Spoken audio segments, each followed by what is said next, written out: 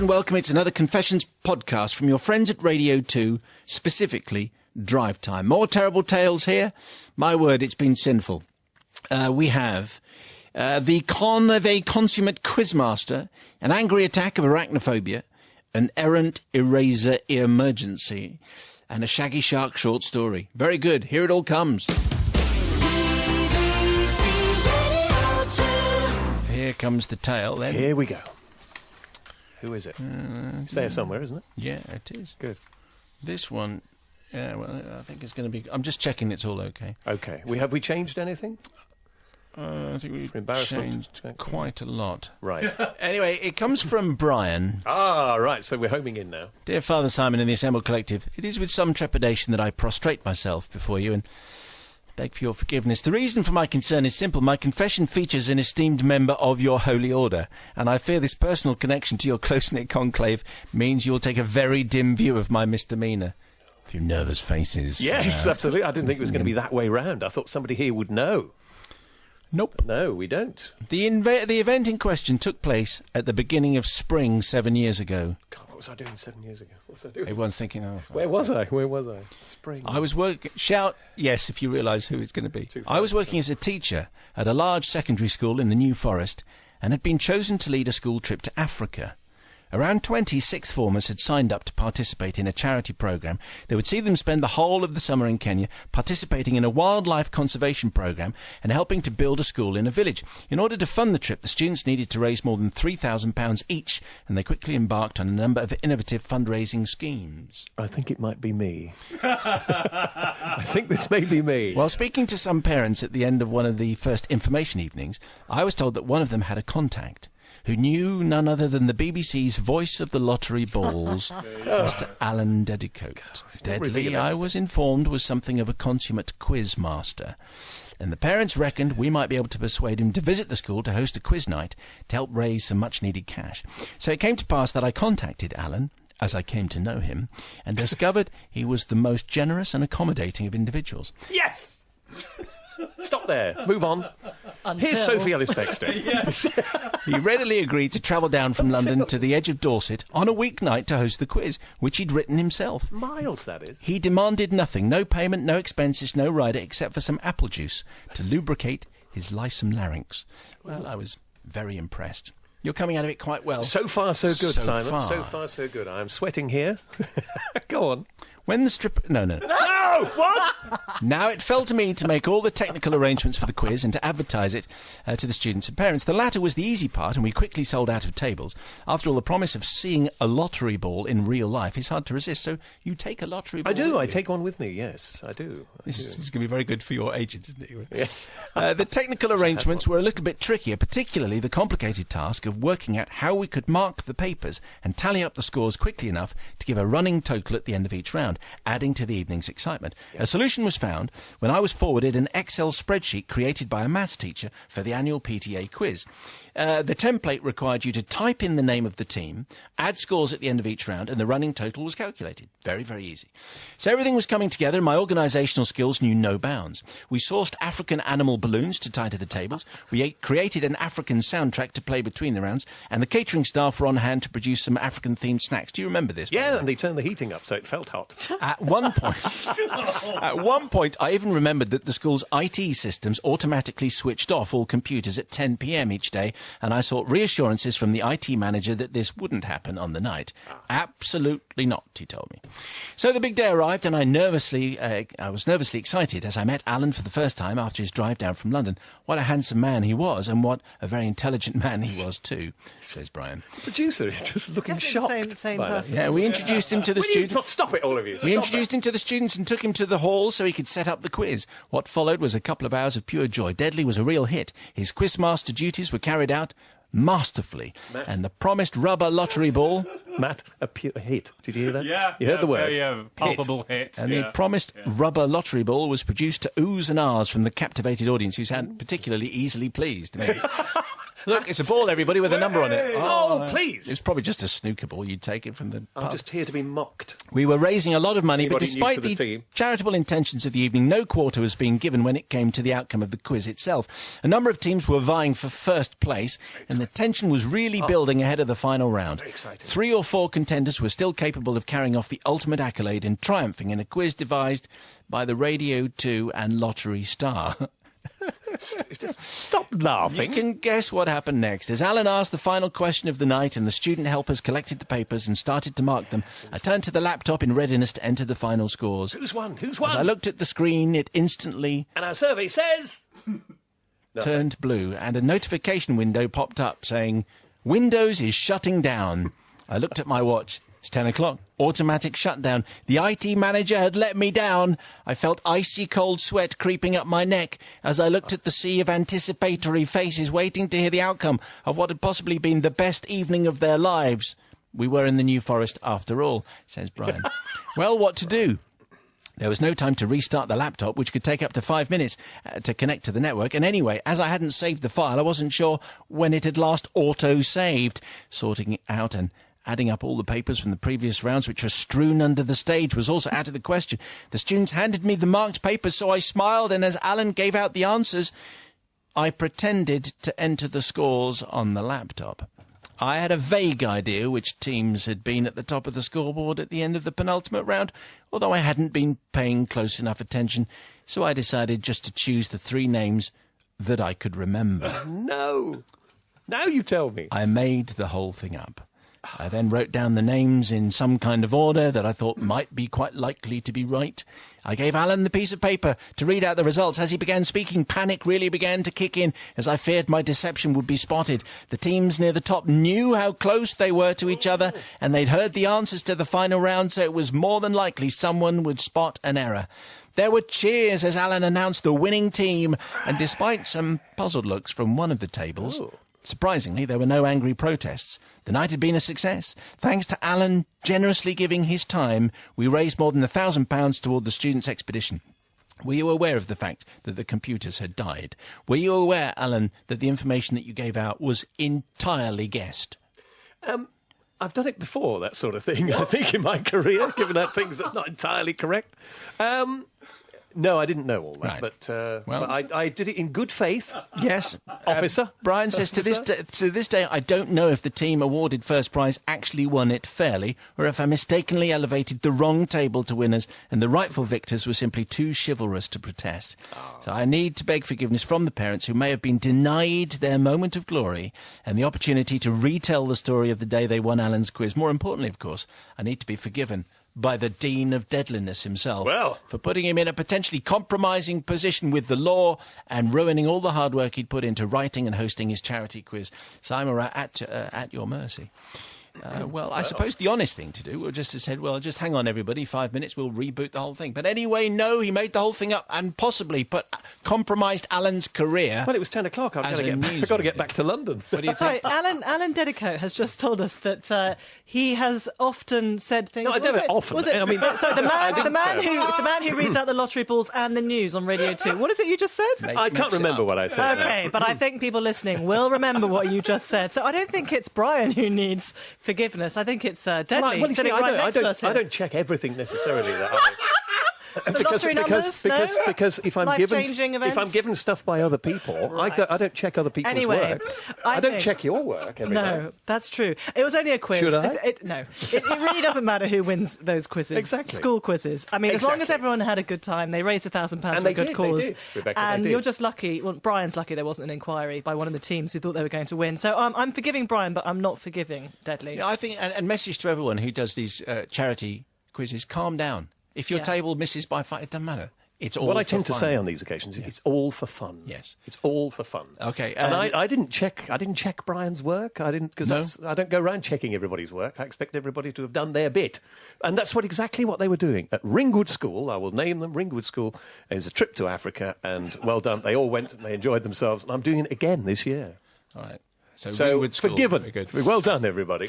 Thank you. I love the fact that we go through all of this. We change everyone's name. We change the name of the quiz bell. Oh, yeah, Ringwood School. There you go. And I'll be there again. So lovely. let's raise lots of money if Obviously, we can. yeah. I know it's all for charity, but I tell you what, if I'd been on that winning team, I would have kicked off in the biggest way. I bet you would, yes. Yeah. You do anyway. Don't get it wrong on the quizzes. I think that really, if you're in that position, what you would say is to your Calm down, question master, is what you would say. Calm to down. Deadly, you'd say, do you know what, Deadly, you're a true pro. So just while we sort out the correct scores, tell us a few anecdotes about the National Lottery and, that reminds me of the Radio time. 2. Yeah, exactly. And I think you've been able to cover. So for that reason, I am not going to forgive.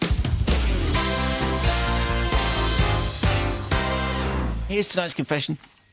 It comes from Andrew. Thank you very much indeed for this tale. If you miss any, there's the podcast, which you can download from the Radio 2 website and send in yours, confessions at bbc.co.uk. Dear Monsignor Mayo and the Cathartic Collective, I've been carrying a truly dreadful secret around with me for nearly 35 years and have decided to confess my terrible sins and throw myself on the mercy of the court. Tale begins in the summer of 1980. When I was sent to America to stay with my mother and stepfather. I was aged 8 at the time, and having grown up in a rambling farmhouse in the Shires, it was a great adventure. The family went to spend a few weeks in Delaware, and this is where the story begins. We were staying with some friends of my mother, who had a beach house, which was fantastically cool and open plan, but not very large. My older brother was 12 and had brought a friend with him on holiday, and the people we were staying with had children of a similar age, as well as their in-laws staying. So the older kids all bunked up in the recreation room, the rec room, and I was basically left to fend for myself, as the older kids were far too cool to hang out with me. Aww. Due to the lack of space, I was to sleep in a sort of annex to the kitchen, which had a sofa in it. It was quiet and out of the way, so I wouldn't get woken up when the adults had dinner. All was fine except for one thing. Well, actually two things. The first was the stuffed tarantula that was mounted on a plate on the wall next to the back fridge. The second thing was that my brother and his friend took every opportunity to remind me of my fear of spiders. This created a terrible conflict in my tiny 8-year-old mind.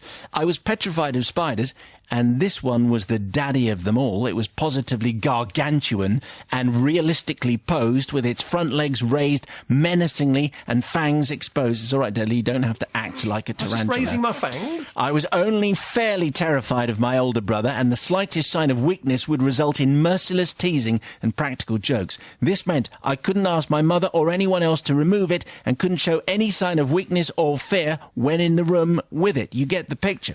After some of that supper that night, it's bedtime, and I was sent to my room, the room with the spider on the wall, and was told by my mother not to be silly about it. So I lay awake, paralysed with fear and staring at the spider, and convinced I could see every one of its 8 eyes. 8 eyes? Do they have 8? No. Glittering in the cold blue moonlight which filled the room. I couldn't stand it any longer. I was too scared of the spider to sleep, and too worried about getting branded a coward if I told anyone. By midnight, everyone else had gone to bed, and I knew action had to be taken. With the help of some barbecue tongs, oven gloves and other protective equipment, I unhooked the plate from the wall and stuffed it, spider and all, into the fridge, closing the door as quickly as I could. I figured that A, even a spider that large couldn't open the fridge door, and B, I could reverse the process in the morning before anyone got up. Well, on the first point, I was right, but on the second, I was proved horribly, horribly wrong. At 6:30 in the morning, I was awakened by an almighty crash. I shot bolt upright and was greeted by the sight of my host's 84-year-old mother-in-law, apparently dead on the floor. Oh, no! Stop laughing. You shouldn't laugh. With half the contents of the fridge all over her face. Having come downstairs at first light, she'd gone to the back fridge to get her prune juice and put her hand... Prune juice? An embellishment, surely. Oh, come on, you've made that up. You've made that bit up. And put her hand in the fridge straight onto the spider with perhaps predictable results. I watched in utter horror through my fingers as various adults appeared, certain in my own mind that I had killed her, and wondering how on earth I was going to explain it away. Anxious questions were being asked about CPR, when the old lady began to come round, Phew. having merely fainted and had not had a heart attack as was feared. My relief faded as I realised that although I hadn't done her in, it was... Stop it. We haven't had those words in a broadcastable confession. It was unmistakably my fault, and I was still in serious trouble.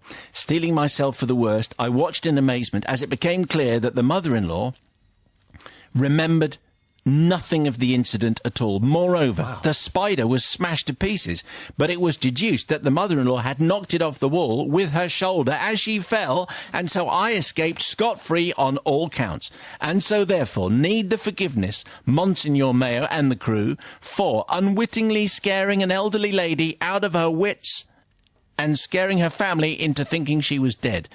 All because I, as an 8-year-old boy, was terrified of spiders. I'm not going to apologise for causing the spider to get smashed, though. I'm 42 now, 6'7" and 18 stone, but I still hate spiders. Says Andrew, on a very splendid confession, and thought the 84-year-old lady had snuffed it, having put her hand on the dead tarantula. Anyway, all was fine. She fainted. And everyone lived... Well, I don't know whether they lived happily ever after.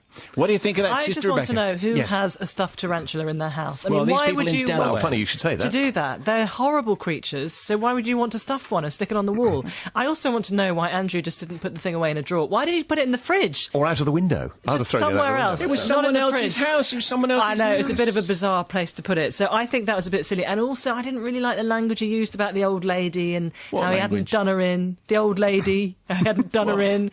I don't think that showed much remorse, really, for the fact that he'd caused her to faint and nearly But die. he hadn't done her in. Well, I know, but he didn't know that at the time. So I actually think that it was a bit silly of him to put it in the fridge, and I'm not going to forgive. Oh, It's very po-faced of you. gosh, you are. Yeah, very, very harsh tonight. What do you think, Dean? Well, I didn't know I was going to get this. This is marvellous, because we're sitting in a slightly different order tonight, and I was expecting to be the last in the row. And, No. that's very kind of you. You are indeed a giver. Anyway, what Simon. do you think? Well, I forgive. I forgive, actually. In view of the circumstances, the fact you were totally terrified of the whole thing, I think you did exactly the right thing. You got rid of it. You put it in the fridge in a way. And the mother-in-law was okay. Let's not forget that. She In was the end, fine. She was absolutely fine. And in fact, there was no need for the prune juice. I suspect you've saved a serving of prune juice there. Well She done. was just drawing attention to herself. Anyway, what do you think, Matthew? I think this is a superb story. But here's the crux of it. Why are they keeping... If you want to stuff a tarantula, then that's obviously up to you, and if that's your bag, then that's fine. But if you are going to stuff a tarantula, then why are you keeping it in the annex next to the kitchen? And I would say this.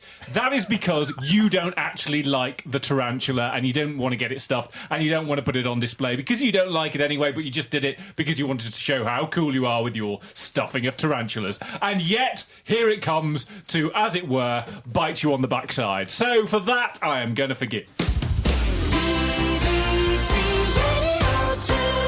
This from Jenny. Thank you very much indeed for sending in Jenny. today's story. Noted. I would like to beg your forgiveness for the following heinous crime of bad parenting and general unworthiness.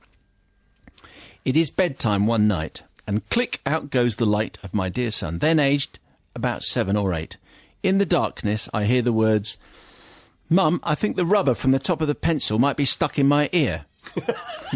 Sorry. Now, the only reasonable response to this is, why did you wait until now to tell me? So, on goes the light again, white wine repatriated to the fridge door, and I take a look in the ear. Sure enough, I can see it. The little greyish white end of an eraser is just visible. Can I just say, says Jenny, from now on, everything I do is wrong.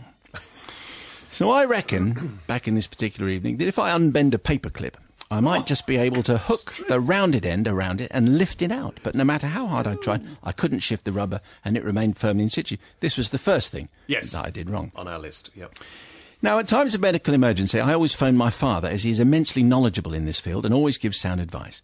In his opinion, it's the lack of lubrication in the tight space that is causing the problem, and suggests a little olive oil to ease the passage of the eraser. Unfortunately, as I usually buy my salad dressings ready-made, I didn't have any olive oil at hand. Go on. And so instead tried some balsamic vinegar. Although I have to say, I do like balsamic vinegar. Made and sold by a large, well-known supermarket chain. Okay, right. The addition of the balsamic dressing did, in fact, hinder rather than help my activities. Nobody saw that coming. My activities, and I was forced to consider alternatives. That was the second thing Okay. that Number I 3. did wrong. Here we go, number 3. I thought that as leverage was not successful, perhaps suction would be No. effective in removing the rubber. So I removed the carpet cleaning fitting from the hoover and stuck the nozzle as close to his ear as I dare, which was about 9 inches away. Are we still connected to the... And I hit the power button. I'm not sure if my vacuuming skills are always deficient or it was just on this occasion, but certainly no matter how hard I tried, the rubber remained well and truly lodged in the boy's ear. That was the third thing that I did wrong. Yes. Quickly, move on. With the arrival home of spouse came the possibility of leaving the other children with their father and taking my dear son to the local A&E department. Fortunately, he was seen rather smartly and shown into a curtained area by a young and sensitive trainee doctor. It was a completely straightforward matter, and the young doctor would remove the foreign body with a pair of crocodile forceps, and we would be on our merry way. Unfortunately, due to the earlier addition of the balsamic vinegar, the young doctor was not able to get any purchase on the rubber, and he persisted in inserting the forceps further into the ear. As you know, the ear canal is an extremely sensitive part of the body. Yeah. So my son started to kick the young doctor to get him to stop, which he didn't. Not much comforted by my offer to hold his legs to stop the kicking, the young doctor decided that no more could be achieved that evening, and we were sent home with an appointment at the ENT clinic the next day. On arrival at our appointment, I was delighted to note that we would be seen by the eminent professor of ENT, ear, nose and throat, obviously. And I relaxed in the knowledge that we could not possibly consult anyone with more knowledge in this area of eraser removal. An expert. At last, someone who knows what they're doing, and an end to this matter, I thought to myself. Quite early on in the consultation, the professor advises us that the only way to proceed would be to admit the child to the hospital and remove the object under general anaesthetic.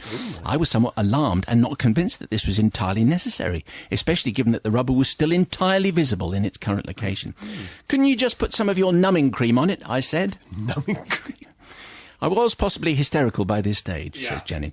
It was clear that you do not rise to the top of your profession by being swayed by hysterical women, and the professor was most insistent on the chosen course, and that numbing cream, whatever that was not the option. Consequently, the following day, a fasted son was admitted, gowned and wheeled into the pre-op room, where he was asked to count backwards from 10. He got to 8 and then was wheeled in through the swing doors by the caring and dedicated staff.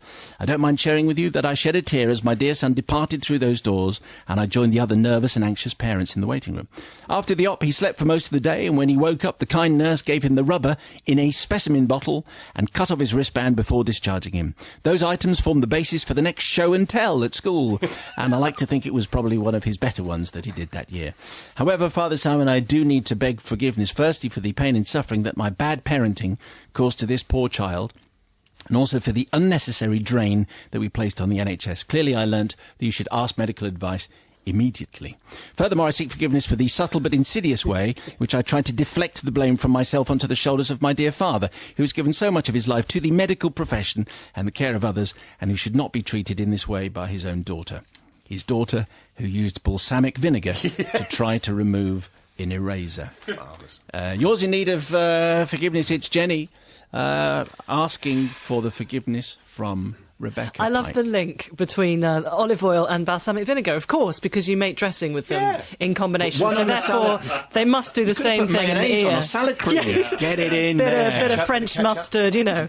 So that was quite a basic mistake, but I can see where she was coming from. Yes. I mean, she probably thought it was a delaying tactic, you know, last minute, just before he goes to bed, says, I seem to have a rubber stuck in my ear, and she was about to get the white wine out of the fridge. I'm just with her on that. So, she didn't do it on purpose. She was trying her best. No. Yeah, even if she'd used tweezers or something, that could have been really awful. So I'm going to forgive you, Jenny. And my hunch is that most parents, if they could see the eraser, even though you should probably get medical advice straight away, you would try and get it out yourself. Of course, you don't want to go down to A&E at night. Well, you probably wouldn't. Anyway, here's what Deadly thinks. Not forgiven. Definitely not forgiven, I'm afraid. You're in charge of that child, for goodness sake. So there was the clip, the oil, or not the oil, the balsamic vinegar, the vacuum cleaner, the A&E crocodile forceps. The crocodile forceps was the correct thing. Yeah. Didn't quite work there, did it? And then we got the professor the next day with a general anaesthetic. Get me some numbing cream, by all means, but not forgiven, I'm afraid. I might try and go into the chemist on the way back. Have you got any numbing cream, please? No, I don't think we're going to sell you that. Wow. Anyway, Matthew. Numbing cream, there's a first. I spent most of that story cringing and listening to it from through my fingers, yes. But it was a great story. The bit when she said, so I decided to get the carpet nozzle off the vacuum cleaner, that was the bit that resonated, because that was the point that I thought, do you know what, I may have certain failings as a parent, but I've never done that. She has clearly sent this in saying, these are all the mistakes that I made. These are mistakes I've made. So don't do any of these, is what she's saying. And so bless Jenny for putting herself before the nation and saying, do you know what? You might not be a great parent, but at least you've never done this. So she's made us all feel so much better about how we are as parents. So for that, I'm going to forgive. This one comes from, let me just check, I think it's from Lynn. Lynn. Yes. Lynn. Dear Father Simon of the Holy Collective, I decided to write this confession after the one you read out about the teacher who lied that she was part of the Olympics team. She'd been off, over the summer, just coincided, and so she'd made the whole thing up. I too am a teacher, says Lynn, but my confession concerns my own son. In fact, this is a family confession, as we were all involved in the lie. Oh, no. Several years ago, when my youngest son, let's call him Jake, was small, we went on our annual camping holiday this year to beautiful Cornwall. An awful lot of these are based in Cornwall. And as it happened, there had been news reports of sharks that had been spotted off the British coast. Hang on a second. Sharks. Yes. Oh, very good. A bit of good. A bit of production. How does he do it? How does he do it? From the library, just Oh, right. So, yeah, some sharks have been spotted off the coast at this time, a story which my youngest son found fascinating. Jake. Anyway, the campsite was on the edge of an idyllic beach. Okay, that's enough of that. And we wasted no time in making our way towards it. Jake was extremely doubtful about going into, or in fact anywhere near the sea, in case of a little bit of that, in case of the sharks. In case of music. And we could not persuade him otherwise. So, drastic measures were required. It's okay, my husband Billy announced. There are no sharks here. I've made sure of that. Oh. Really? How? My son asked hesitantly. Well, says Billy, thinking quickly, because I saw one earlier when I was swimming, and I punched it in the face. Really? Who expected to believe this? I punched it on the nose. Yeah. Well, he soon swam away, I can tell you. Really? Came the puzzled response. Oh, yes, I saw him dart away as fast as he could. Let me tell you, son, if you show no fear, sharks swim straight away. That's possibly the worst bit of health and safety advice ever given to any child when it comes to the sea. Anyway, well, by coincidence, the next morning a story appeared in a national newspaper about a shark being spotted off the very coast that we were holidaying in. There you are, I said, that's the shark that Dad punched. Well, from then on, Dad was a hero, and the story became more and more embellished as the hours passed. Dad had fought in a life-and-death struggle. The shark was bleeding profusely from its nose. Dad had to hold onto its fin as it tried to throw him off. You get the idea. Oh, yes, sadly, yes. All was well until hero Dad Billy took all of our children on a fishing boat to catch trout. A crusty old fisherman was the... I don't know, am I allowed to do a crusty old fisherman accent? Yes, come on, it's Thursday. This is my fourth Definitely. in a row. Okay. Come on. Crusty old fisherman was the captain of the boat and was directing the proceedings when our son asked innocently of the captain, "Did you know that there are sharks around here?" "Oh, yes." What's it? Is that Hang what on. he said? Oh, there's more. Oh, right, sorry, yeah. "Oh, yes," replied the crusty captain. Oh, yes. "Well," says my Could son, be anybody, that would- yeah, my dad punched one of those on the nose this week," said Jake proudly. "He had a fight with it, and he won and scared it away. It was in the newspaper and everything." Apparently the captain's face, and my husband's, was a picture. The captain then asked many pertinent questions of my husband. Oh, good luck with this. "What did it look like, that shark of yours, then?"